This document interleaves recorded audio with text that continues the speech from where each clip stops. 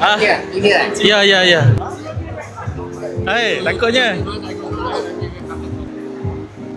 Specialist pada motorbike. Saya pernah pakai sekali, memang best motorbike. Baik. Masa tu pakai R25. Sekarang pakai 2 tahun saya pakai kan. masih okey. Dah lama dah. Oh, Upgrade kita upgrade sekarang.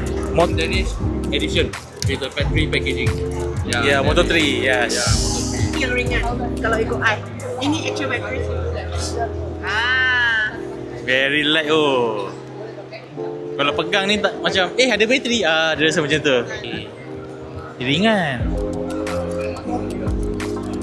Si ada bacaan ni guys Si ada bacaan voltmeter 100%.